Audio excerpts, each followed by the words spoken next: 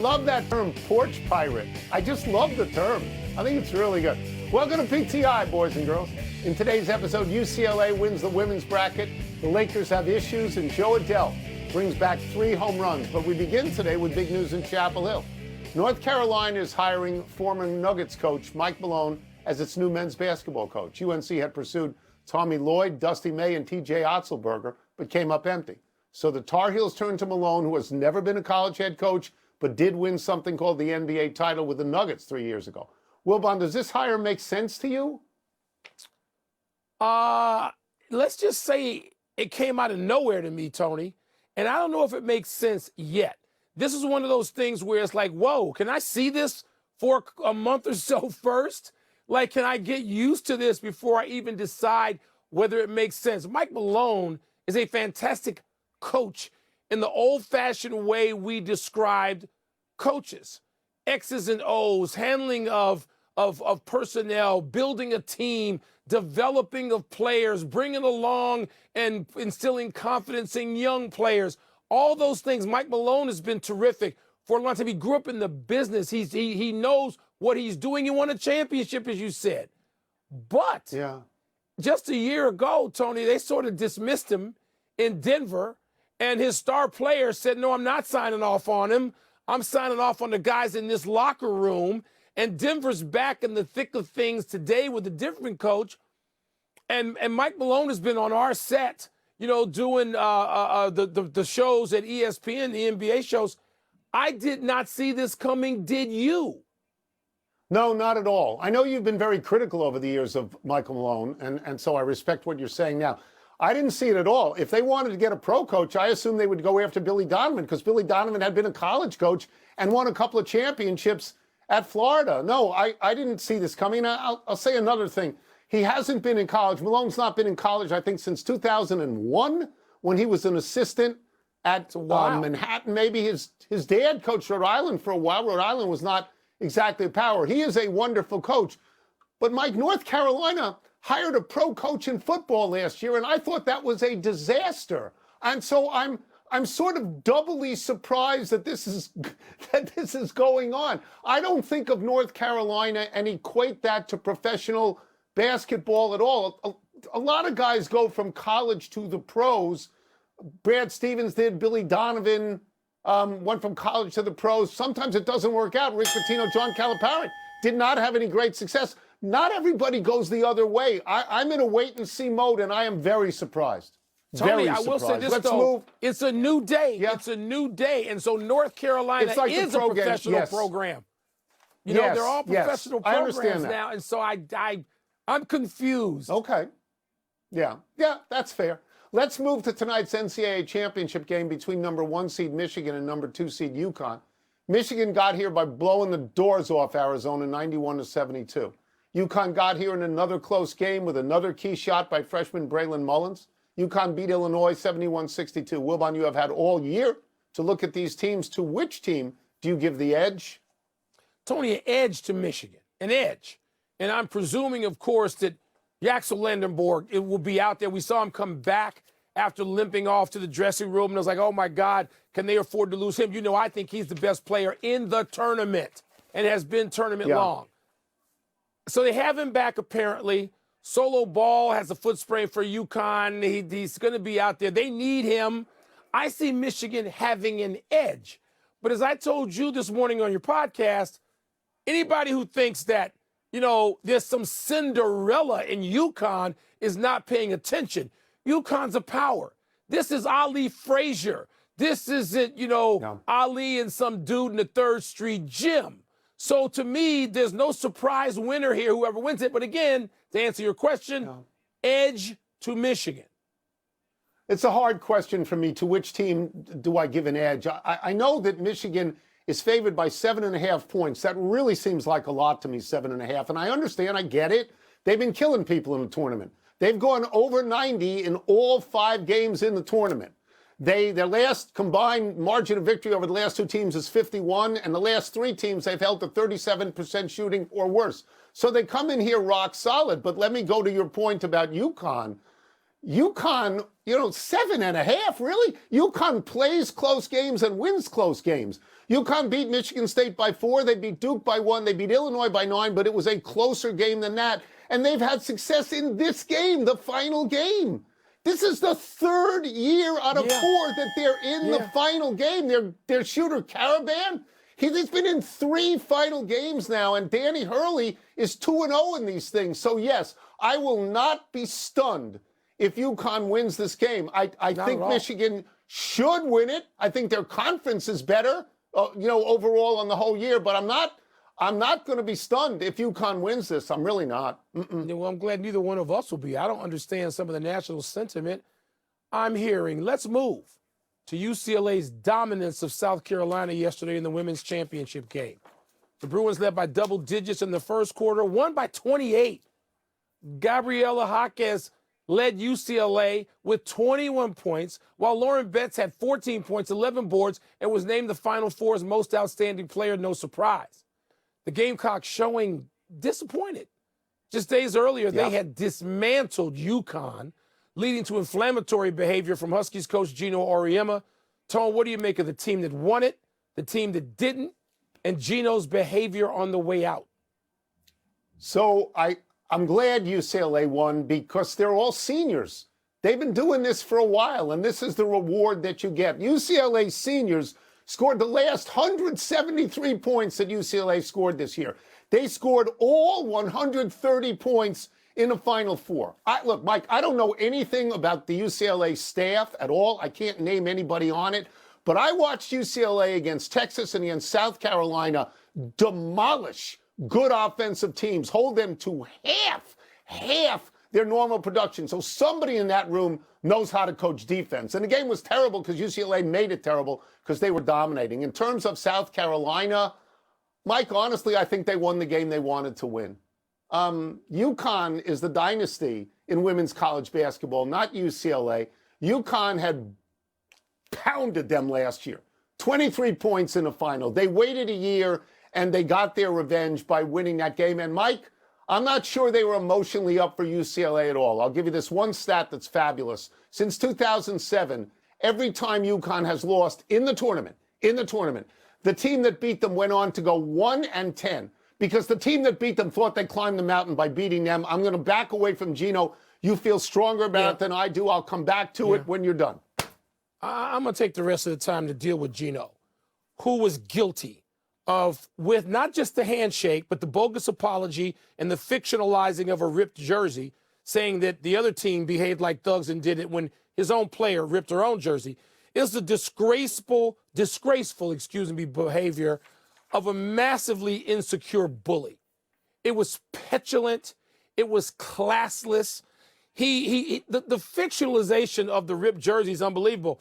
The apology didn't even address the person he offended.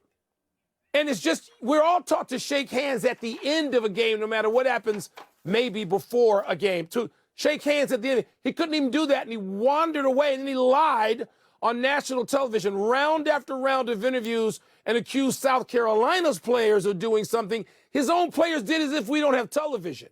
And the apology, the aftermath, all of it was disgraceful. Gino Auriemma is one of the biggest figures in the history, deservingly so, of college basketball, and he behaved like a garden variety bum. And it's awful that he behaved that way. He took away from his own team's season. He took the moment away from South Carolina. He ought to be embarrassed, but at this moment, I don't think he has any shame. And these attacks, these public attacks on Pat Summitt, Muffet McGraw, Dawn Staley, I could go on another day about those attacks and why they existed. They're awful. Let us move to the NBA and ESPN's favorite basketball team to talk about, the Los Angeles Lakers. They were really hot. They'd won 16 of 18 by the middle of last week, and now they're looking at life without Luka Doncic, who has a bad hamstring and is flying to Europe for treatment, and they're looking at life without Austin Reeves for 4 to 6 weeks as he nurses an oblique injury. Wilbon, what is the state of the Lakers without Doncic and Reeves? Tony, I don't want to be flip and say it's a wrap, but look, with those guys on the court last year, they got sort of taken out in the playoffs by Minnesota. with them on the court. Now, they've played together a year. They're hot now. They're a better team than they were a year ago, no doubt. LeBron just figures out what it is that he needs to do in a given week or month or quarter and does it. And they are really impressive, but they're not beating without those two guys who put up about, what, 60 points a 57. game? They're not beating Houston or Minnesota or, let's not mention Oklahoma City and San Antonio. They're just not doing that without those guys, Tone. And it's too bad because the Lakers had turned into quite an impressive story. If the question is, what is the state that the Lakers are in right now? They're in a state of despair. They're in the capital city of the state of despair. Without these two guys, they are done, D-U-N, or something like that. It's just not going to happen. I mean, they're losing. How do you replace 57 points, 13 rebounds, and 14 assists a game? Who replaces that? If these guys are out for 4 weeks, and that is the common term that people are talking about, 4 weeks, they will not win the first round of the playoffs. They would not win if LeBron was 21 or 31 and he's 41. So they're just not going to win this. The shame of it is they were playing great. Luka Doncic had inserted himself in the MVP conversation. I'm not saying the vote that you have to vote for. I'm saying he's in the conversation. Yeah, no doubt. In the month of March, Mike, 38 points a game, 8 rebounds, 7.5 assists, and 2 steals. And you can't lose them both. You can't lose them both. You just can't. Let's take a break. No. Coming up, Jokic and Wembanyama go to OT, but did Cooper Flagg make the biggest NBA headline of the weekend?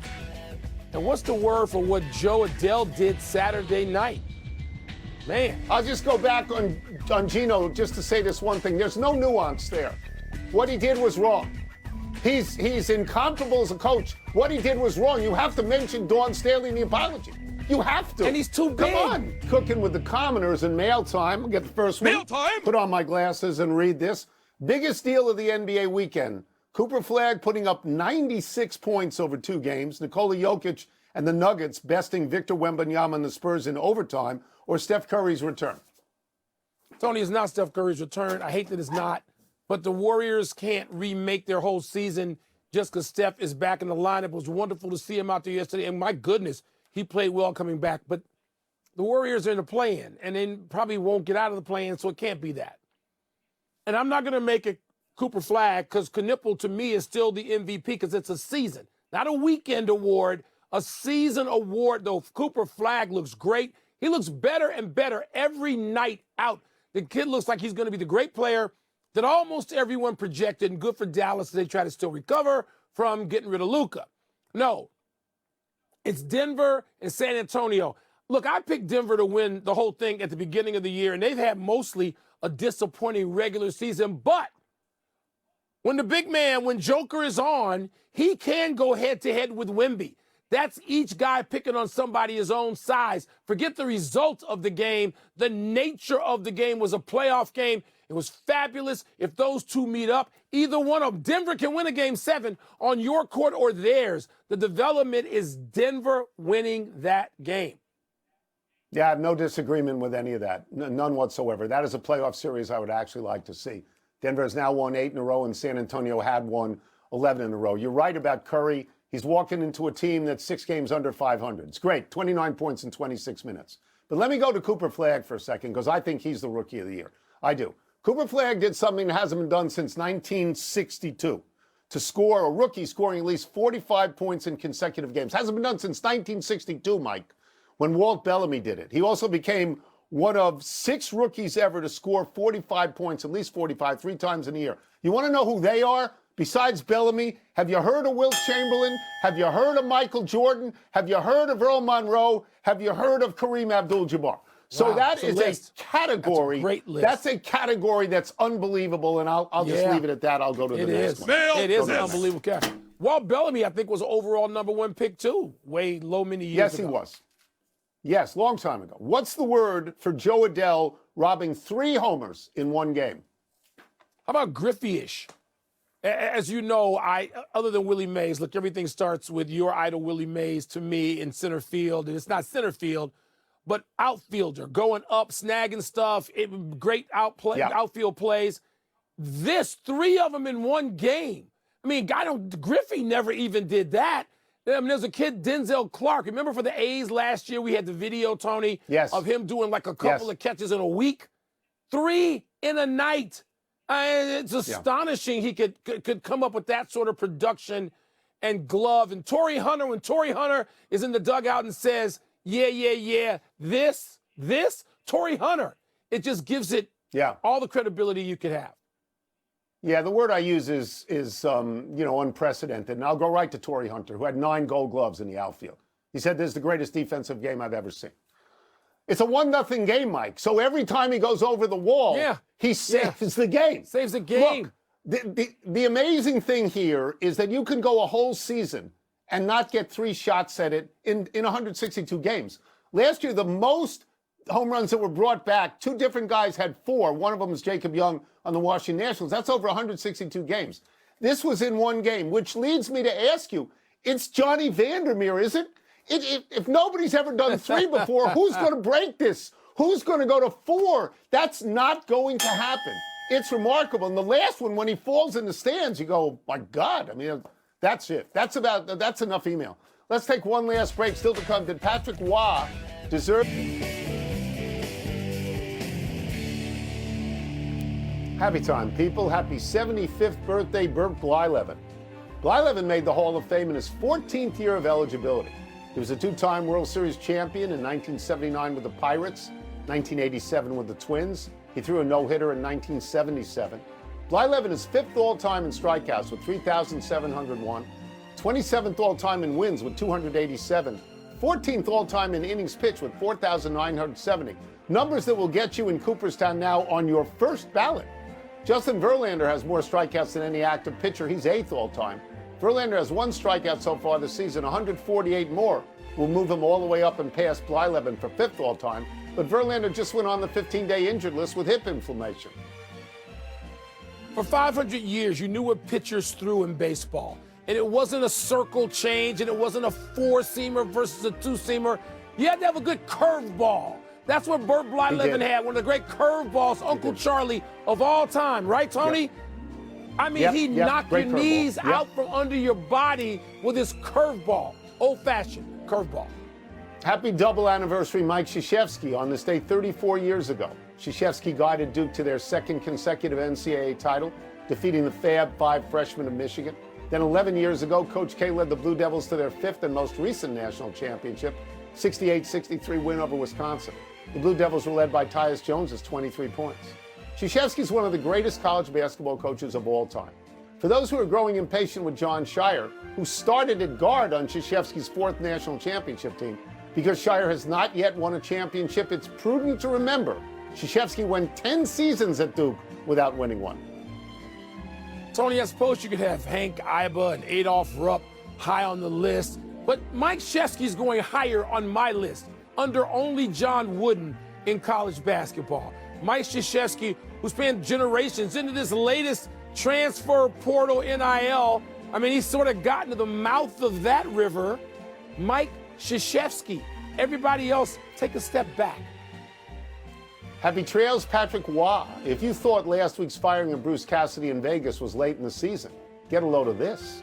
The Islanders fired Waugh with 4 games left in the regular season after losing 4 in a row and 7 of 10 and falling just out of the postseason field. The Hall of Fame goalie coached the Isles for 2 seasons, going 97, 78, and 22. He's replaced by Peter DeBoer, who took the Dallas Stars to 3 straight Western Conference Finals before getting the axe last year. Isn't it unseemly to fire Patrick Waugh? How do you even convince yourself you should tell the great Patrick Waugh, get out? How do you do that? Yeah. Well, he can't hear you because he's got Stanley Cup rings in his ears. Let's go to the big finish. Your Chicago Sky traded Angel Reese to the Atlanta Dream for 2 first-rounders. Does that make sense? I don't know. She was a rebound champ last year. The Sky went 1-13 without her in the lineup. But it didn't seem like it was going to last long. I don't know what to make sense of that. J.J. Spawn won the Valero Open, his first victory since last year's U.S. Open. You want to break it down? Yeah, he came from 2 or 3 back. He shot 67 on Sunday.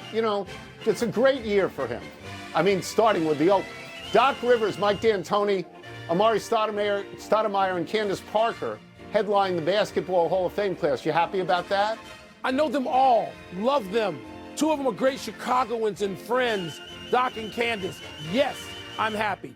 Oklahoma freshman softball star Kendall Wells has 30 homers in 40 games. You have to be impressed. Well, the record is 37 in 72. So, yes, I'm impressed. Last one. Bulls-fired head of basketball, Arturas Karnisovas, and GM Mark Eversley. Didn't they just trade away your whole team? You don't blame Mark Eversley. Blame AK. Karnisovas, he's the one who deserved to be fired before now. They got to start over. I hate to be blaming Mark Eversley. Stop. We're out of time. Try to do better the next time. I'm Tony Kornheiser. Bulls are so pathetic. I'm Mike Wilbon. Same time tomorrow, knuckleheads. And now, here's